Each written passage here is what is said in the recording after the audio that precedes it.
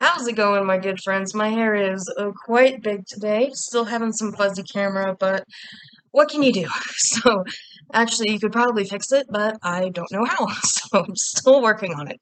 But I just thought I'd bring a quick video today talking about 5 BookTube darlings that I didn't really jive with. I didn't, some of these I didn't like, others were just like, I read it and I was like, that's it.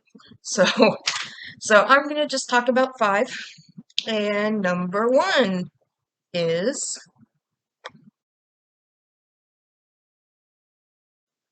okay, The Midnight Library. Now, I know a lot of people really love this one, and a lot of people actually really don't like it.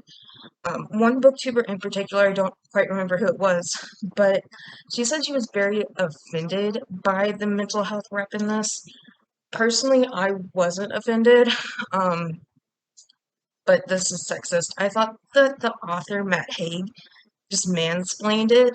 Like, there was no real moment where Nora, the main character, was like, there was no extreme just breaking point.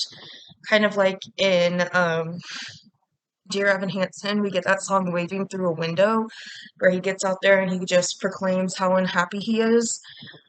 And we never really got that with Nora. What we got was like a very general just sense of unhappiness for no real reason. And I know that's how depression works in a way, a story. We need that moment of this is my breaking point, I'm done. We didn't have that with Nora. And everything was nicely wrapped up in a pretty package with no leftover consequences, which is not realistic at all. Number 2, I have talked about this book before, and I've even thought about making a rant about it. The Nightingale.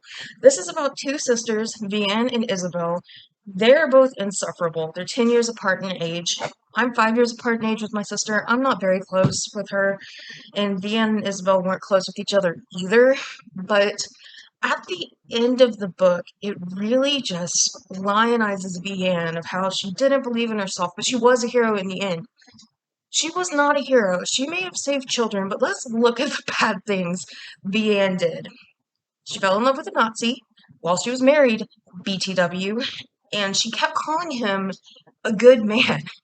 It's like, I don't know if Kristen Hanna was trying to put in some gray area, but at the end of the day, he was a Nazi. Like, you're not good. World War II is really one of the only wars where you can look at and be like, good, bad. Nazis were bad, and Allies were good for the most part. I mean, we did have Russia along in there. That's where it gets a little more complex.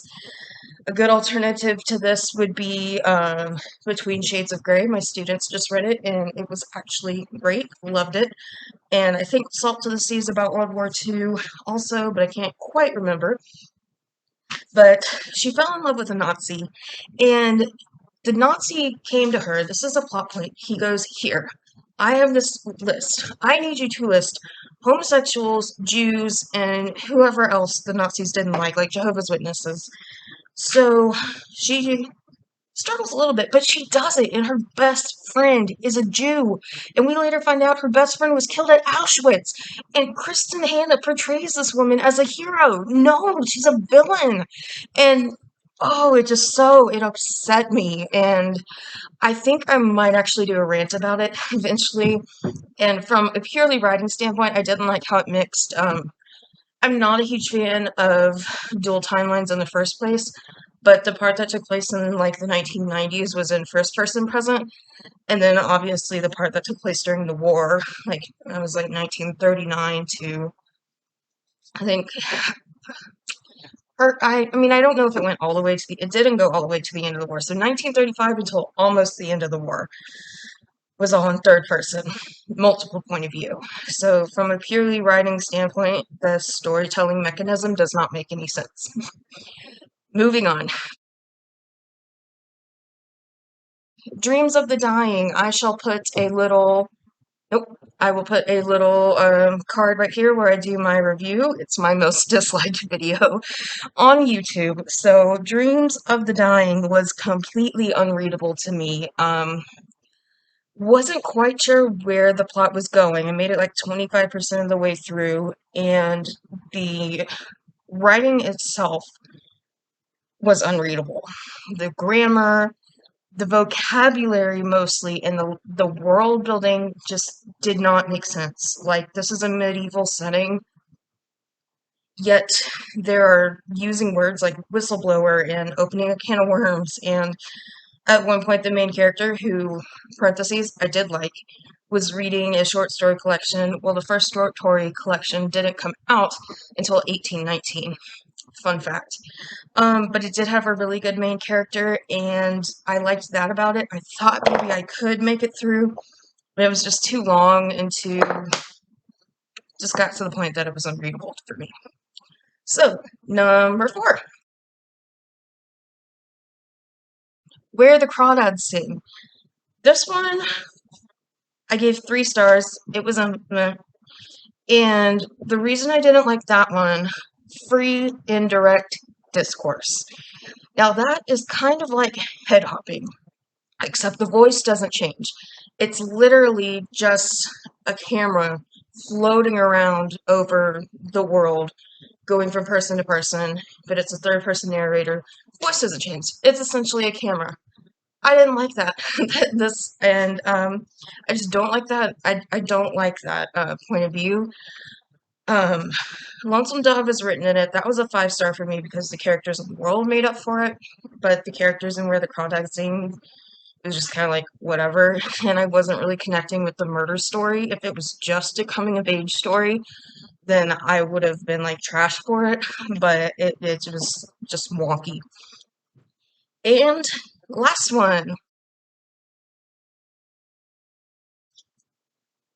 Six of Crows. This, along with Dreams of the Dying, are the only 2 on this list that I DNF'd.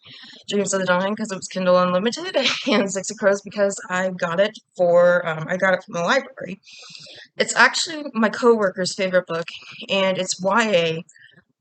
So I started reading it so we could talk about it, and I just couldn't. Kaz was 17. He acted like he was 35. He was so mature. And, like, I know he has been through trauma, but I work with teenagers. They do not act like him. And we were following 6 people, and I think there was going to be a heist. And I'm not super into those kind of plot-driven stories anyway, so maybe I could have stuck with it if the writing style had kept my attention, but it didn't. And the fact that Kaz was just a grown-up wasn't doing it for me. So there's 5 books that are BookTube darlings that I didn't totally connect with.